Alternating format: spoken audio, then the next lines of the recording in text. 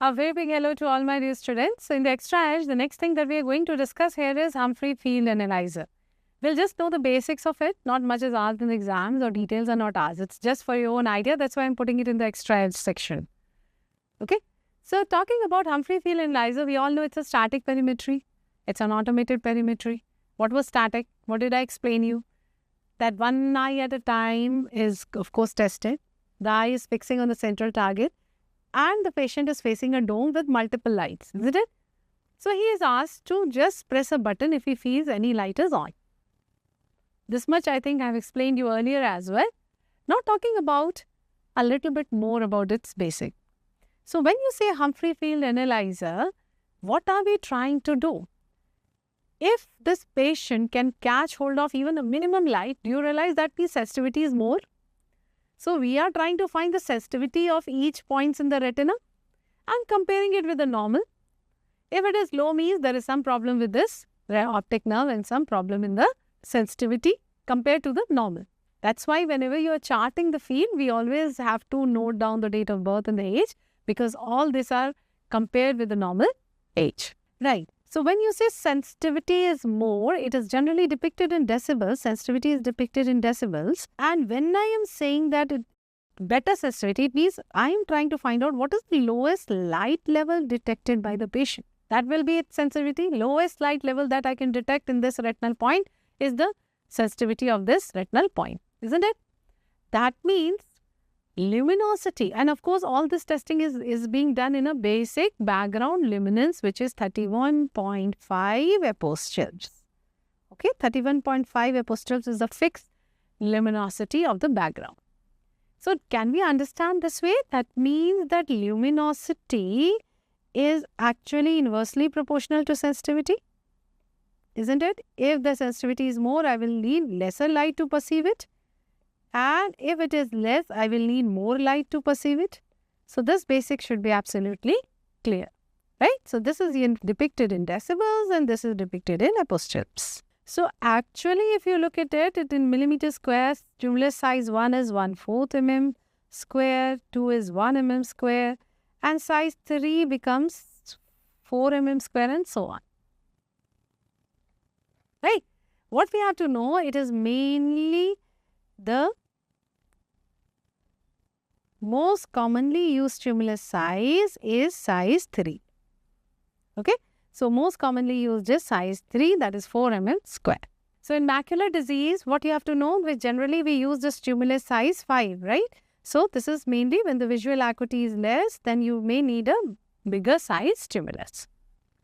Okay. So once we know this much, we come to the next important thing is, course, if there is, think yourself, if the central fovea, the vision is less, there is a macular disease, there is some problem in the foveal area, so patient may not be able to fix the central target. In that case, we will be giving him the fixation diamond. So in macular diseases, diamond means there are multiple lights in a diamond shape, he has to fix it.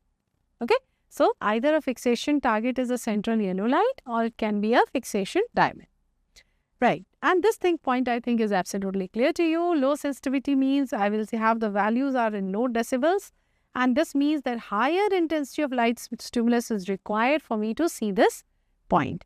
And when the sensitivity is high in high decibels, low intensity of light stimulus is required. Right. This basic is clear. Okay.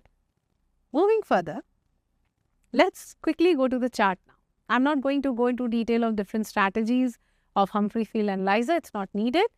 What we try to make it more crisp here, right?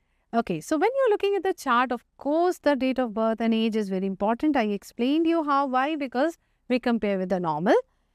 Here we have to see, okay, the stimulus size as here it is mentioned is size 3 and this is a white stimulus, background is 31.5 apostrophes, and of course the strategy which is used is mentioned. Okay. So once we know all this, we next talk about what we have to see is the reliability in this. So there are many patients who will be just pressing the button whether they are able to see or not. These are false positive cases.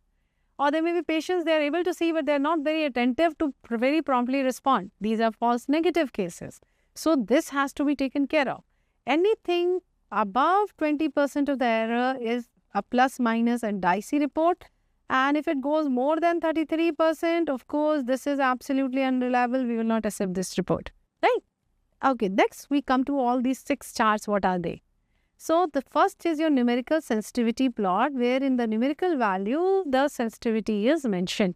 This much decibels. So as you can see, macula is around 39 to 40 decibels. So in the center, you can see all this written in 30s and above 30s. Near the blind spot, it is very less. So this is the absolute numerical sensitivity plot.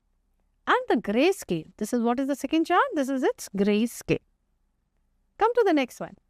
That is called total deviation numerical plot. Deviation from what? Deviation from the normal data of the same age. So it is compared and depicted this way. So anything, if it is coming 0 means there is no deviation. Anything coming minus means it is less than the normal, plus means it's better than the normal. Okay. Then we talk about, has the patient got some more cataract or some other disease as well? That is also taken care of. And we are trying to find out what is this pattern of deviation. So that pattern deviation is what is called pattern deviation numerical plot, right? So here if it is, we are talking about scotomas, here we are talking about the depth of the scotoma in pattern deviation numerical plot. Then we talk about this probability of the total deviation. Probability plot means what is the probability that you will see this? We all know what is probability is depicted. Suppose here it is written, less than 5%, less than 2%, less than 1% or less than 0.05, which is most significant. You have learned this in PSM also, isn't it? So, this is the probability plot for the total deviation, and this becomes the probability plot for the pattern deviation. So, this is PDPP, pattern deviation probability plot, and this is total deviation probability plot. Got it? Okay. So, when you say that probability is less than 5%, I hope you understand it means it is seen in less than 5% of population. Okay, so this is how you're reading the graph, and I'll give you a quick thing. When a patient is coming to me with this automated perimetry chart and the report, very quickly I look at the indices, I look at the other data, confirm it. He's the same patient, correct eye, everything same. Now what I do? Very quickly I'll see the grayscale and PDPP. So actually we don't in our daily practice have to see all the decibel values and so, unless and until needed and to be confirmed somewhere. But this is what we do. What else we see very quickly is this section, and this is called global indices. What is global indices? Global indices is also when there is a mean of all the values in the TDNP. This is called mean deviation. You are taking the mean value of all the values of TDNP is the mean deviation. So any mean deviation which is in minus means this is less than normal. Got it, all of you? So that is what is written here as mean deviation. And here it is almost plus. This is a normal chart actually. And pattern standard deviation. So first of all, we will see what was mean deviation. I said it is the mean of all numbers in the TDNP, total deviation numerical plot. And apart from decibel volume, the probability is also mentioned. Anything which is negative indicates the worst, and positive is normal or better. Okay? So when it is less than -6, it's an early defect. -6 and -12, this is moderate defect, and less than minus, please put the minus here, less than -12 is severe defect in MD. So I will just look at quickly at the MD and I will know so many things. Similarly, the pattern standard deviation is also mentioned here. Before that, so MD is telling you the hill of the vision. You're familiar with this figure in this slide? We have discussed this in glaucoma chapter. So the hill of the vision is being depicted by mean deviation. Whereas the contour, what is the main pattern of the deviation? This is depicted by pattern standard deviation. Okay. So, pattern standard deviation is actually indicating the degree to which the numbers in the TDNP are not similar to each other. Okay. What are the degree by which it is not similar to each other? So, kya pattern le raha hai? That is what is pattern deviation pattern standard deviation value. Okay. So, let me write it in a more cleaner way. So, we mean to say not is very important here, not similar to each other. So, when it is 0 PSD means it's a smooth contour, it's very good, right? We next talk about is short-term fluctuations. Again, you are sitting on a test and computer is doing all that by itself. It's all computerized. What is this? We are going to see the intra-test variation. So again, 10 predetermined points are retested. If there is a variation of less than 3 decibels, it's fine. If it is more than that, that means the test is not reliable. Okay? So this is your short-term fluctuations. Come to glaucoma hemifield test. What is this? So when you say glaucoma hemifield, we are studying 5 zones in the upper field and the mirror image of the 5 zones in the lower field. Compare it. See what is the difference. Compare that difference from the normal. This is the hemifield test. So it is generally written as, is it within normal limits or is it outside normal limits? Okay. So this is what we are doing. So you have to compare this difference with the normal database, normal population. The benefit of this value is it can detect a very early stage of glaucoma. Okay. So this is what is glaucoma hemifield. So these are the different global indices. So let's have a look here. So if you look here, what it is showing here, glaucoma hemifield test is within normal limits. MD is also in plus value, not in negative, right? And of course, the PSD is mentioned. This is your normal field. Okay, the next thing that we have to also understand is what is testing patterns. So when you say testing patterns, it can be 30-2, 24-2 or 10-2. What does it mean? Central 30 degree of the retina you are checking is 30 degree. This is central. As you want to check more and more in advanced cases of glaucoma, you want to see more into the central field. Then this is central 24 degrees tested and here only central 10 degrees tested. What is -2 then? So -2, just understand this way that if we are taking the two principal meridians, the testing points, the retinal points that you are testing is never on this line. It is always along the line, but not exactly on the line. So this helps to compare upper and lower and hemifields more easily. It's not on the line. That is -2. Means ye dono meridians you have left. -2. Hata ke. Okay. That is about your testing path. Let's have a look at a few more charts here. So in this, what I see, I can see this is your blind spot here, right? This one. So this is your right eye. This is your left eye. So the upper data about the different type of test and all is missing in this one. But yes, what we see in this case, this is GST is within normal. Visual field index is again the comparison with the normal population, which is good here. MD is in a plus value. So, and you can see, I told you quickly looking at the gray square, quickly looking here, I don't see anything significant. I'll see it only when it is going to be less than 0.5%, right? Then I would be more seriously looking into this. But yes, there are few spots which are in less than 2% of population are seen. So that means I have to keep following this patient for his right eye especially. When we come to the left eye, again, absolutely, if you look at the grayscale, you look at the pattern deviation probability plot, everything looks good, right? Even the global indices are nice. We next come to this one. Very quickly, again, I'll see the reliability index here is okay, fine. I see all the details here. After that, I see the grayscale. Of course, there is some problem in the macula. There's a blind spot and macula looks continuous. I quickly go to the pattern deviation and yes, I can see this. Less than 0.5% of the patients will have this probability. Look at this, these data. So the macula is involved. If you want to confirm more, look at the decibel value here, right? And how much difference, everything will be coming in minus here because in normal population, it is not like this. You're comparing it this way, isn't it? So all this here you can see it's now. So you see that the GHD is outside the normal limit. Mean deviation goes in minus, which is seen in P of less than 0.5%. And therefore, the standard deviation is also seen in less than 0.5%. This much decibel of standard deviations is measured, right? So this is what? So this is, think yourself, go back to the theory we have learned. Any scotoma which is involving both the macula and the blind spot, we call it centrocecal scotoma. So this is what is a centrocecal scotoma. Okay, then we talk about this one. Look at this chart. If you look at this chart, again, what do you see here? Apart from the normal data that I can see, okay, it's a CETA-FAST strategy, background is this, luminance stimulus is size 3 as I told you, right? And of course, the reliability indices. Okay, what about this one? False negative is 63%. This patient is old and unattentive or maybe some other problem, right? So this is not, chart is not to be accepted. An inattentive patient, this is what he does. Sometimes he's responding and after that he's getting tired and he's not responding. This is called clover leaf pattern. Okay. So this is what I see. This is absolutely not to be taken. This is a clover leaf pattern. And look at the false negative is 63%. Okay. Yeah. Let's go to this chart. In this chart, reliability indices are fine. I see the other values. I see this. Confirm all the data. Come to the grayscale. Oh, I see something in the superior arcuate areas. Germ scotoma.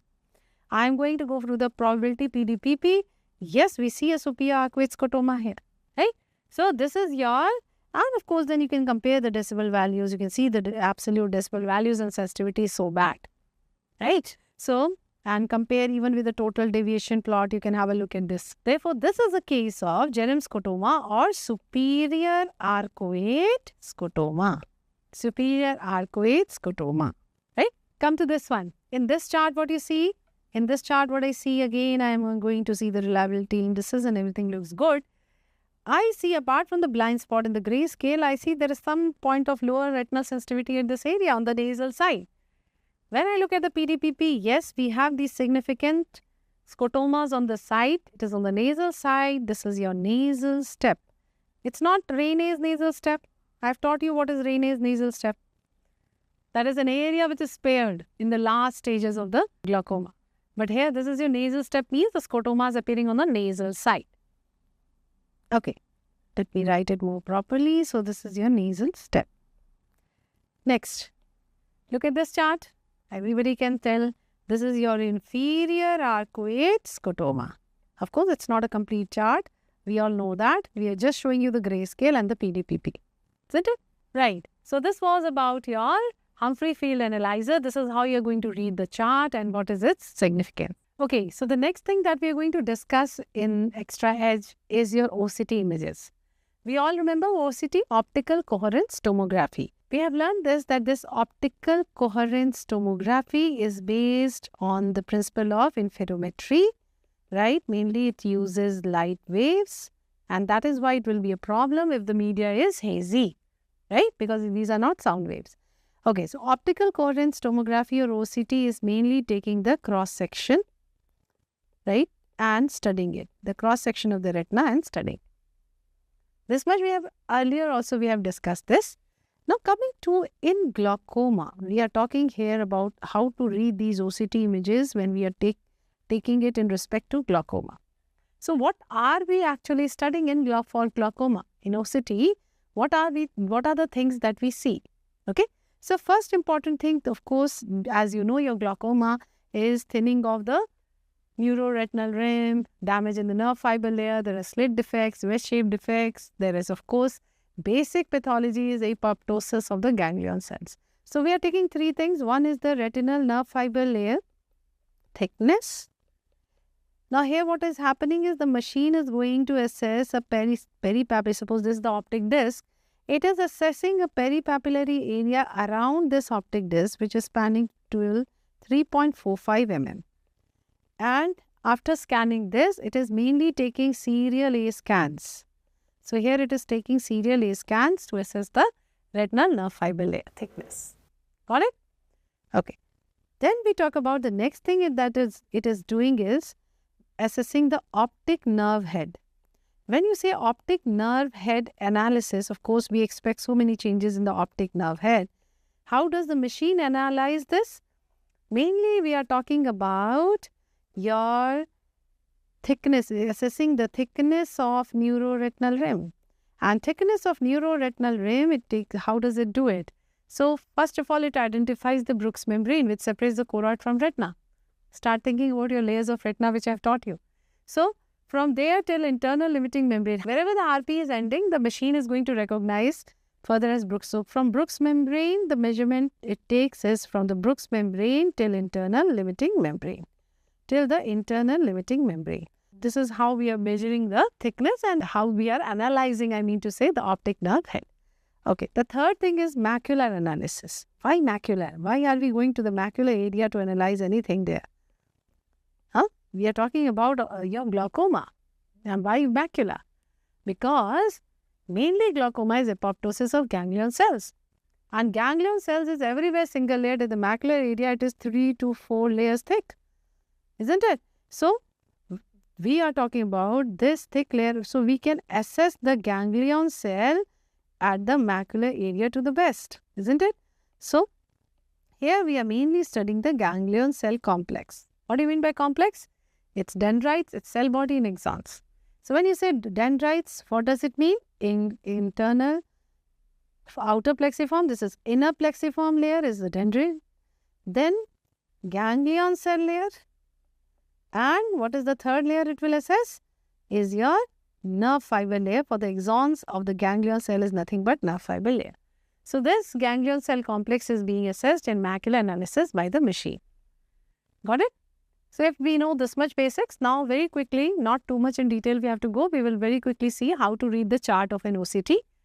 Right? Again, when a lot of details are not asked at all, it has not come in your exam question. That is why I am taking it in this section of Extra Edge. But of course, you should have some idea. So, let's see to it. When we are looking at the chart, of course, here is all the patient data. Should have been mentioned here. But anyway, the patient data, of course, we know apart from the other things, name, etc. What is very important? Age is one important factor. Why? Because age-matched findings and deviation maps are all based on age. Secondly, what is more important is refractive status of the patient. Now, we have to understand why is the refractive status so important. So, refractive status is important because if there is any myopia, right? So, we know in myopic patients, there can be very different types of abnormality in the posterior segment. So, maybe this patient has temporal crescent or even tilted discs, which are so common in myopia. In such situation, then the only role is of only macular analysis is done. Why? Because the RNFL thickness analysis, optic nerve head analysis, both are not reliable, okay, of not much use because they are not reliable in a myopic patient. So, here I will only rely on macular analysis. Got it? Okay, one by one very quickly. So, here was the patient data. We now know what are the most important things in the patient data. Next is you can see the two graphs. These are the, of course, both the eyes findings are in the single graph, okay. So, right eye is OD and left eye is OS. So, you see this typical, this is the absolute value of the retinal nerve thickness, absolute graph for the retinal nerve thickness. What do we see here? That here the hotter colors like red and yellow are normal. This is what you have to keep in mind, that hotter colors are normal in this graph. Okay? So, anything, this typical butterfly pattern that we can see is considered normal. This butterfly pattern is normal. So, generally, if I look at it quickly, it is like almost there, normal. But we can also see some bluish area. So, blue is abnormal here, okay. So, these some localized bluish pits, if you see, has significance. Then you are going to look at the next set of the maps, and these are the deviation maps. Here now the hotter colors are abnormal, okay. So, here the hotter colors are abnormal. So, this is the deviation map. So, have a look. So, here I can see if these were the blue pits that I was noting here. So, I can see some red here, which is abnormal. What is the next thing that you see in the graph is the Tissnet graph. What is Tissnet? So, I just told you how the machine is scanning the 3.45 millimeter of area around the optic disc and taking serial A scans. So, how does it take? It starts with your temporal side, superior, nasal, inferior, back to temporal. So, this is what is called Tissnet graph. T-S-N-I-T. Okay. So, this is for neuroretinal wave and this one is for the nerve fiber layer. So, as you can see here, it is indicating bold lines are right eye, dotted is left eye, and this is how the patient. So, you will see that red patch that you saw in the deviation map, right? In here also, and mildly here, not much significant, but here you can see. So, what you see here is a slight dip out here in the inferior quadrant is seen, which is touching the yellow and red area, right? In this Tissnet map. And the same is seen in the absolute values of thickness, which is shown either in this quadrant maps where you divide the whole thing into 4 quadrants, or you call these are clock hours. According to clock hours, what is the nerve fiber layer thickness?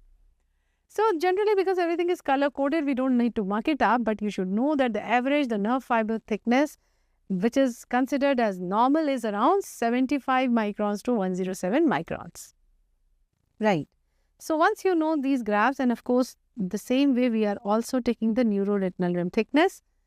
And here comes your absolute parameters that, okay, what are the rim area, disc area, average CD ratio and vertical ratio and so on. And this machine, next we talk about what are these 3 scans. So these are the serial B scan. That was A scan. Now the machine is taking the serial B scan of one eye. This is horizontal and vertical direction. And this is the serial B scans in horizontal and vertical direction. What is the purpose? It will delineate where is the cup, where is the disc in these scans. Once this is done, what is this then?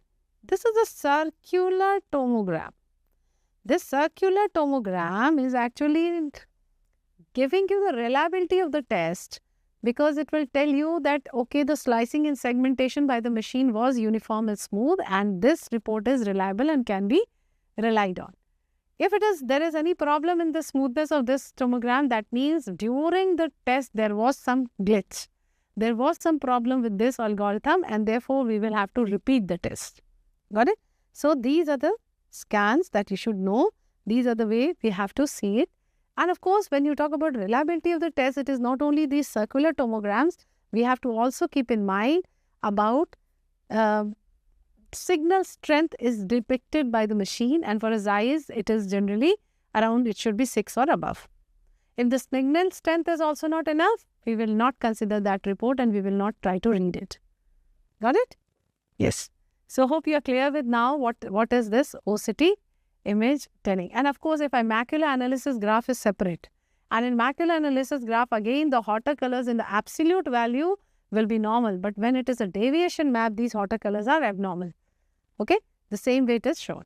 And so because it's not needed at our level, I didn't unnecessarily wanted to extend further. So I haven't included that map separately, right?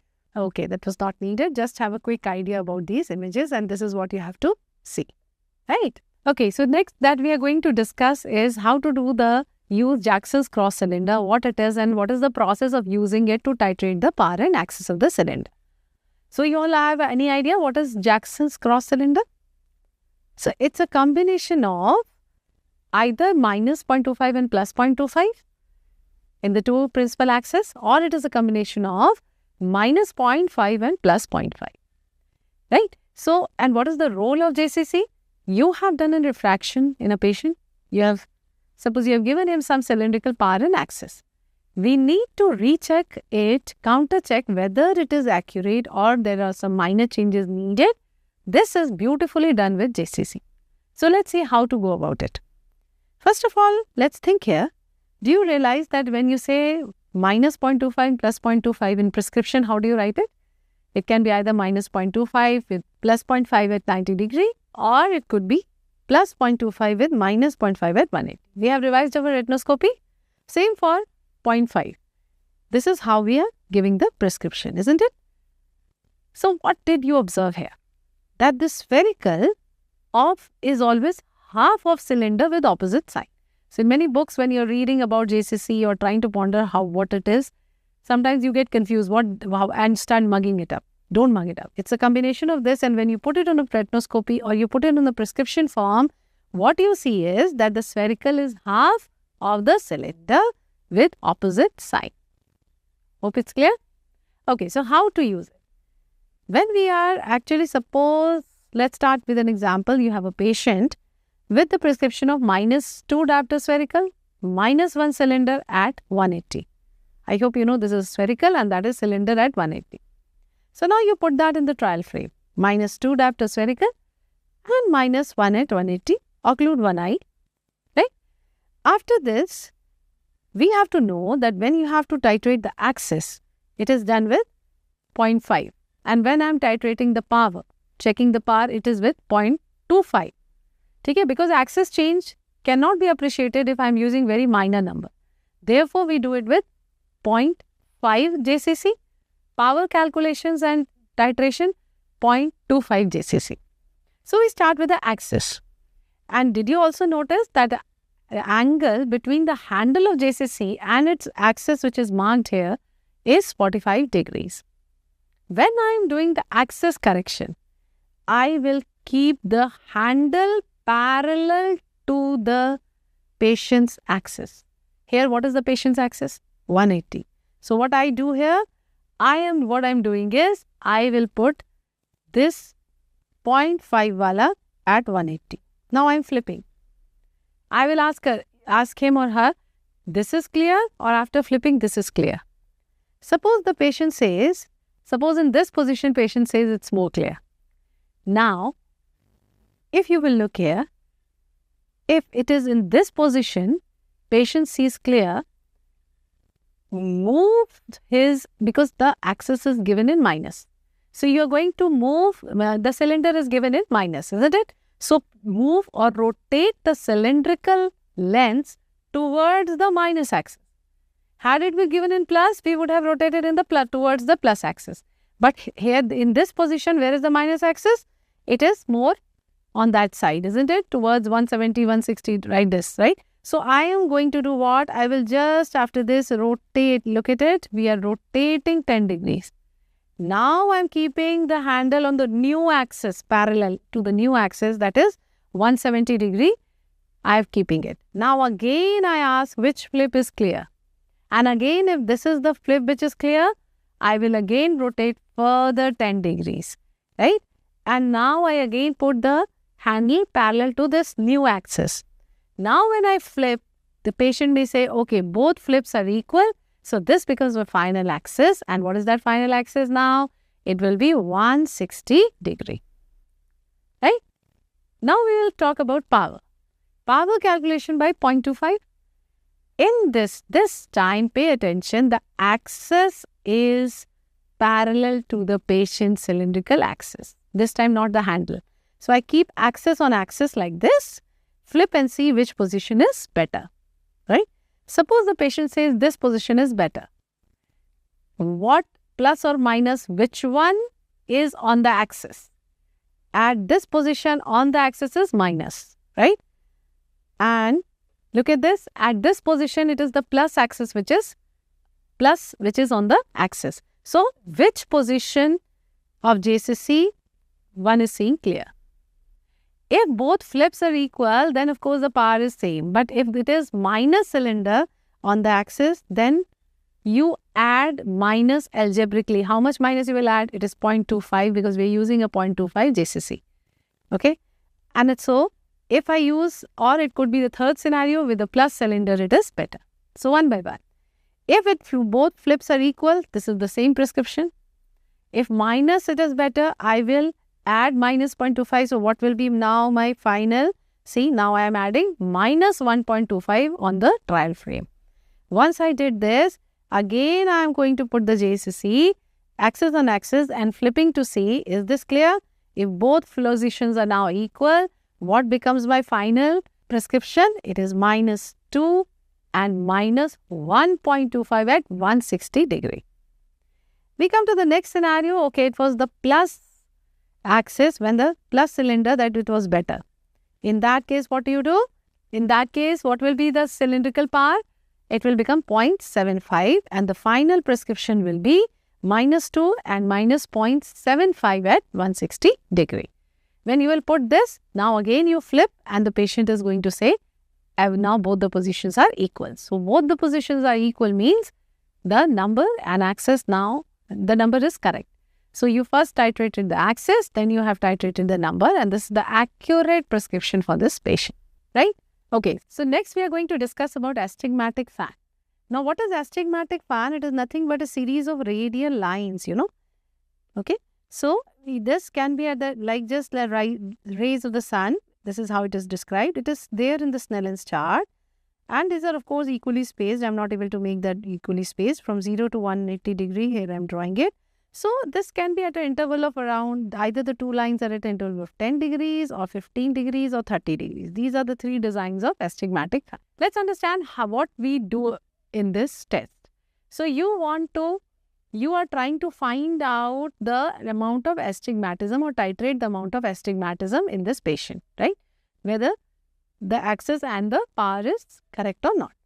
Or maybe you are right. So for that, for rechecking the cylindrical correction. Now what you do here is that you are showing this patient this fan. So before that, what you do, of course, occlude one eye, and after I'm just first telling you the method and then I'll come to the basis. So once you occlude one eye, then what next you will do is you will go for fogging, right? When you fog the patient means you're putting high plus lens. Everybody remembers this? When you put a high plus lens, what happens? This patient becomes a compound myopic. The error is compound myopic.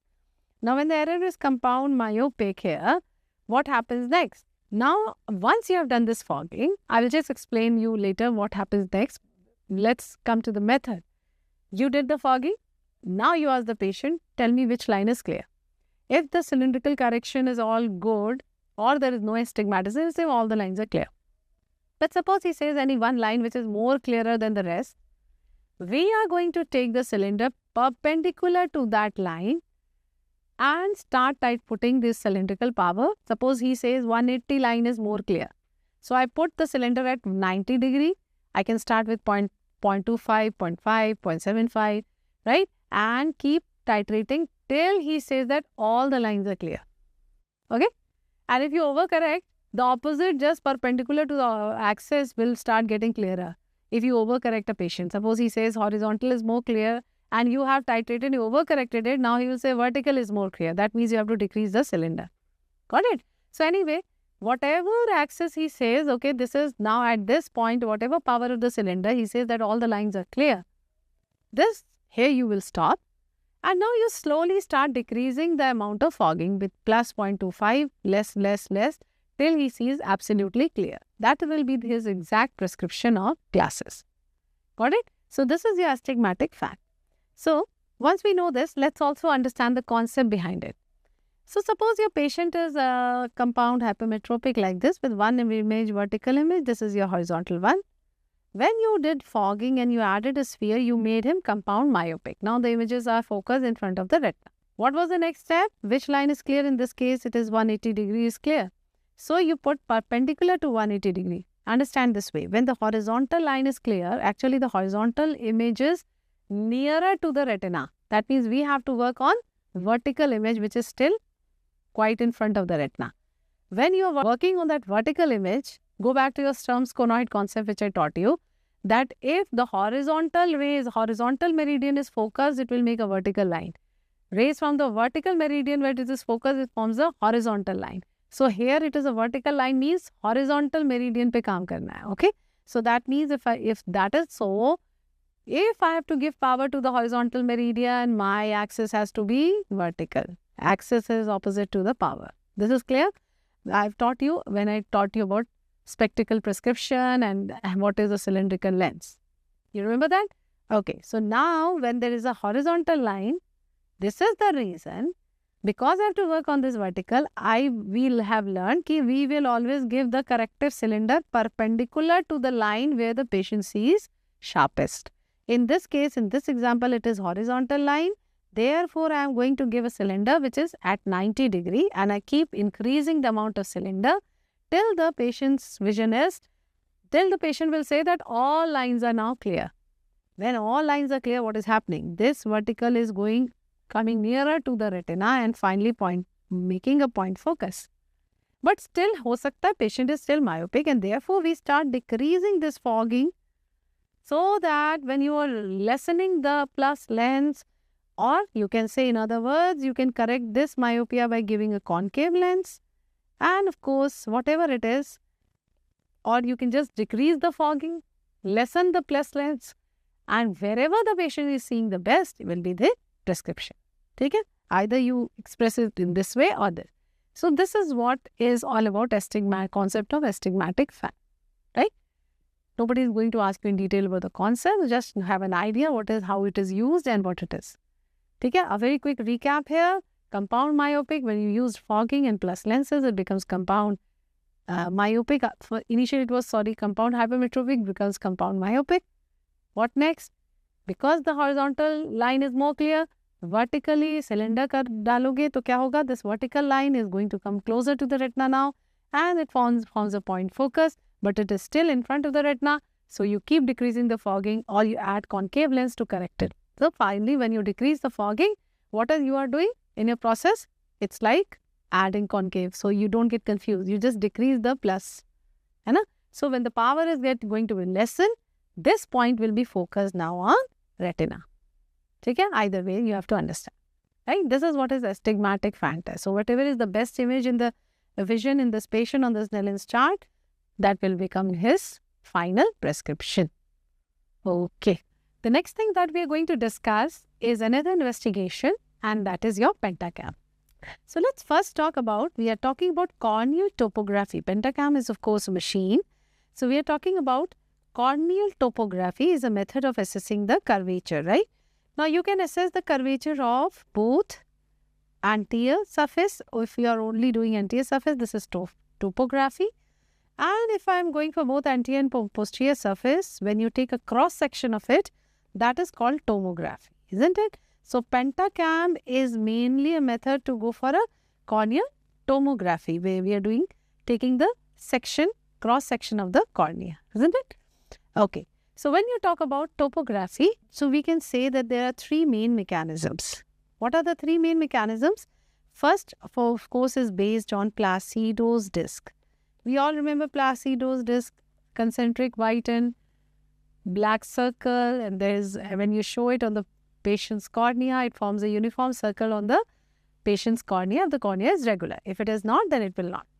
So when the rings are closer, then this is steeper cornea. When the rings are far apart, it is flatter cornea. You should know this. So the name of the instrument is video keratoscope. Now what is important here to understand?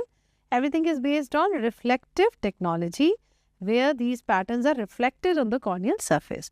And therefore, what is very important to know is that we need a proper tear film. Tear film should be normal. If a patient has dry eye, you cannot do this test. Right? Then we talk about, that means if you want to note it down, you can note it down here, that if these are closer rings that which you see, that means it is a steeper cornea, common sense. And if it is far apart rings, then it is a flatter cornea. Take it? Now, but this is only measuring the anterior surface of the cornea. So this is actually topography. Now, there are two more technologies where you can measure both anterior and posterior surface, right? Where we are taking cross section, and so we call it tomography, right? One of the method is your scanning slit system. When you say, just know the names, that's enough. Scanning slit system, where the machine is making slits of the cornea, different areas, and then studying it. That is scanning slit system. And just know the name. The name of the instrument is OBSCAN. Second one, which is based on Scheimpflug technology. Okay. So just remember this Scheimpflug technology. It is, see, again, I don't want to go into details of the physics around it. Just remember, it is going to scan both anterior and posterior surface. Understand this way, because the cornea is not planar. So taking a section and studying the cross section of the cornea may be a challenge where the cornea is at the periphery, or maybe because it is not plane, right? It's a curve, it's an aspheric in shape, or you call it prolate in shape. Therefore, this technology is used, which is actually helping to manage even in this prolate shape cornea. Just a very oversimplification of the thing for you all. What is most important is to know that this is mainly a tomography, where you are taking a cross section. What is the name? Here the name was OBSCAN. Here you are going to learn the names, pentacam, and secondly, one more name if you want, you can learn is Sirius. These are just the name of the instruments of different companies, right? So of course, pentacam is so much commonly used term, where we are again, what we are doing, it is a method of corneal tomography, right? This is corneal tomography, where you are taking cross section of the cornea. Okay? Okay, if you have understood this, then next important thing is about what is pentacam doing. So pentacam can take the following readings. Number one is the corneal curvature of the anterior surface. anterior surface curvature of the cornea. Secondly, it is also taking the corneal thickness, reading of the corneal thickness, right? What else it is doing? That is pachymetry. Then it can also calculate the anterior chamber depth, right? Then it measures the floats. Anterior float, anterior surface float is called anterior float, or what is the other name? We call it anterior elevation map. Okay. And the second is, and also posterior elevation map. Posterior elevation map, right? What next? Apart from this, is also taking the, it also has a densitometry density. Okay, so densitometry function. Now, densitometry function helps to exclude any corneal opacities. So, if it is less than 30, this is normal. If it is more than 30, then that means there is some corneal opacity. You remember this? Okay, right. Now, let us understand by what do you mean by anterior float and posterior float. So, when you say anterior posterior float, this is what is the curvature when you compare it with a reference. So, what is the reference here? Reference is best spherical fit. So, by a computerized method, we are taking what is the best spherical fit of that anterior surface and best spherical fit of posterior surface. Anything, suppose this is the, so this is like, this is the reference plane. Okay. So, if suppose the reference plane is something like this, and now the actual patient's cornea can be either steeper or it can be flatter. If it is steeper, then we generally denote it with a plus sign. Flatter, we denote it with minus. And what is this blue one? This is the reference plane, which we are saying is the best spherical fit. Ab is best spherical fit ke, is it above or is it below? Is it steeper or is it flatter? This is what is actually depicted on the anterior elevation map and posterior elevation map. Why are we worried about the posterior surface? Don't forget, keratoconus starts from posterior surface. Okay, all these things and measurements in pentacam.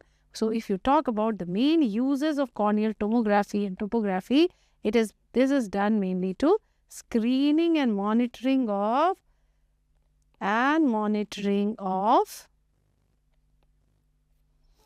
your corneal ectasia. We all know what is ectasia, is protrusion of the cornea due to thinning.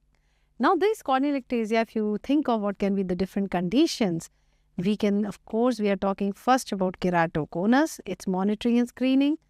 It could be keratoglobus, right? Anything else you can think of? Yes, post-LASIK patients after your refractive surgeries, right? And lastly, also remember, one more is when there can be pellucid or terine marginal degenerations, okay? So, all these are corneal ectasia. This can also lead to corneal ectasia, marginal degeneration. So, this is what? This is best, if you have forgotten, best spherical fit, right? So, these are the things that a pentacam can measure and see. Okay, so have a look. This is the pentacam machine where this patient is being examined, right? So, now looking at this pentacam, this is depicting these 4 maps. Because there are 4 maps here, we call them quad maps, okay? So, when you look at the report of a pentacam machine, what you are seeing, you have to look at these quad maps. First of all, let me give you an idea. When you talk about this depiction color coding, the steeper the cornea, it will go towards the hotter colors, that is red, okay? Vibgyor. So, anything after green would be hotter, like, of course, green and yellow is considered still, but yes, towards yellow is again steeper, okay? And before that, if flatter, then it will go towards blue, okay? So, here it is flatter. We can see here, this is flatter. Now, so this one map, so what are the 4 maps? Let's first come to this one. 4 maps, where first, this one is your axial map, okay? Which is telling you the anterior surface curvatures in dioptric values. Second one is your, this one, this is your pachymetry map. Now, the pachymetry is, of course, thickness, and more steeper means lesser thickness. So, again, hotter colors means thinner cornea, correct? And this is your anterior elevation. As I told you, it is against the reference, which is best spherical fit, and this becomes your posterior elevation. Very quickly, we just look at the color coding and we know what we are seeing. If you look at the boxes here, you will see this K1 is your dioptric value of a flatter cornea. K2 is steeper cornea. And then the mean is Km.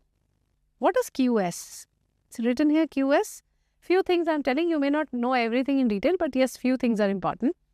QS is quality selection. If it is written OK in front of QS, that means this is a reliable report. If it is not written, this is not a reliable report. Okay? Okay? Then next is your Q value. What is a Q value on a pentacam or on a corneal topography chart? If you see this Q value is generally the measurement of the sphericity of the anterior surface of the cornea. Okay?